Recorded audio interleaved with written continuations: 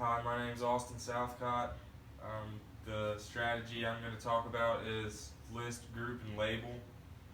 This is a really good strategy to use when you're trying to get students to understand a concept.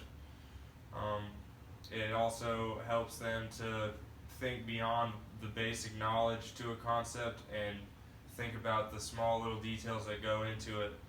Um, so I really like this strategy, and it's got a lot of great advantages to it.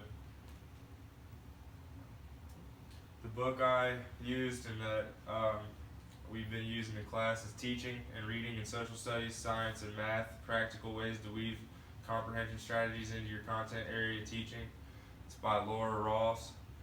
I really like the strategy that the book gave with list, group, and label. It's got a great activity here for you to use.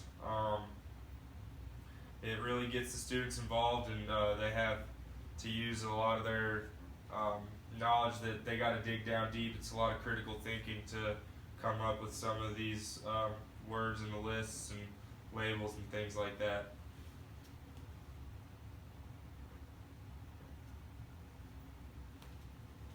The purpose for the list, group, and label strategy lesson is to activate students' content knowledge through word association and organization. So like I said, you're really trying to get them to understand a certain concept in a content that you're going through, and you're going to use word association and organization of those words for them to really comprehend the concept that you want them to. And it's also to ask students to generate and organize a large vocabulary list related to a topic or chapter. This is also really good because it's expanding all the students' vocabulary, and when they go over it with their classmates, they're going to see other words that they may not have used that they're also learning. So it's expanding their vocabulary, and it's helping them learn how to organize words and organize lists and things like that. So there's a lot that goes into this strategy other than just vocabulary, but the main purpose is to expand their vocabulary and get them to fully understand a certain word or concept.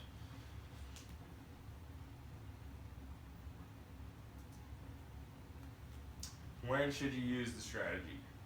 A good time to use this is when students have covered the topic enough to create a list and some of their own associations to the topic. So you want them to know just a little bit about it. Maybe after you've gone over the topic for a day or two, you could use this, because once the students create the first list, the activity is created to challenge the students to add words and associations to their previous thoughts. And it's also to challenge them in organizing and grouping and labeling these associations. So really they just need enough knowledge to be able to come up with the first list of words that are associated with that concept.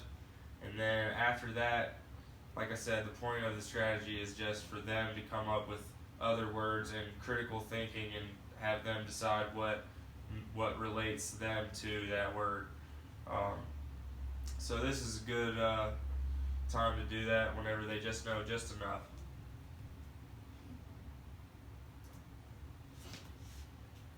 The content fields that list, group, and label is useful in is math.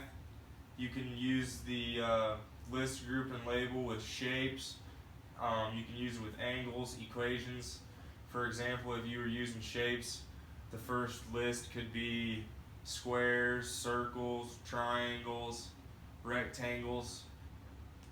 And the next list would be maybe things that are in our society that are those shapes.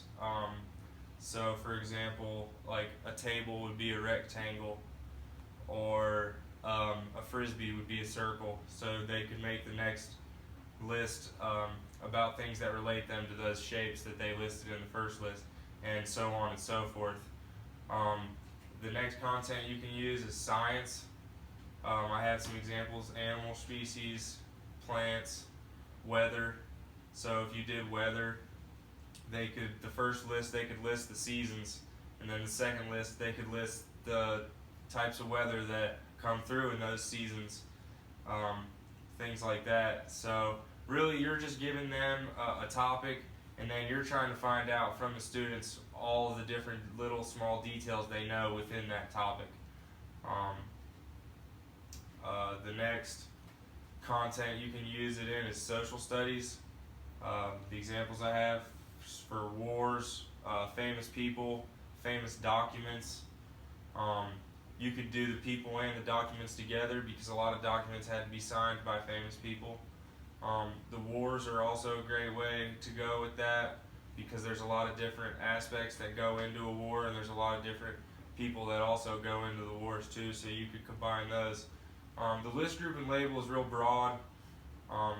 It's good for math, science, and social studies specifically because they have a lot of things that relate to everyday life, and the list, group, and label is really just to have the students understand the concepts.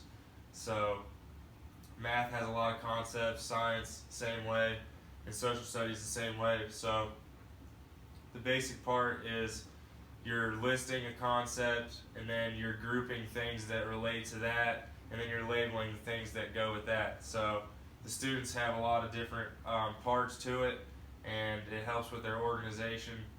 So it would be great for these 3 subjects. I have also come up with a way to implement this into PE.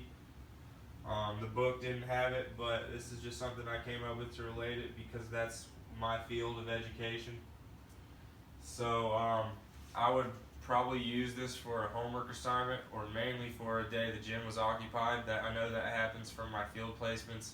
I've had a few days where we come in and they're doing like a job field day in the gym, so we have to go into the annex and sit at the tables. I wouldn't want to call this busy work, but it is a little bit of a busy work assignment for them, but it's also really useful and beneficial. I would have maybe the students list positions on a field. So if you're talking about baseball, you would have shortstop, first base, catcher, pitcher, things like that, and then group the duties of different positions. So for shortstops, they field ground balls. Same thing with the first baseman and the second baseman. The pitchers, they have to throw pitches.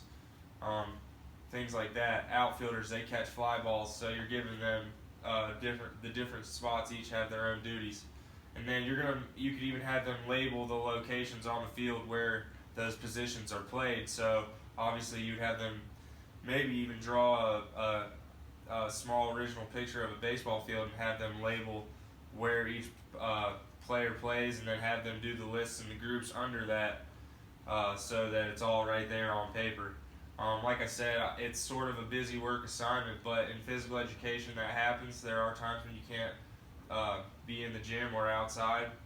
So this would be a good activity for you to see if the students have actually been learning the sports that you've been going over in the unit.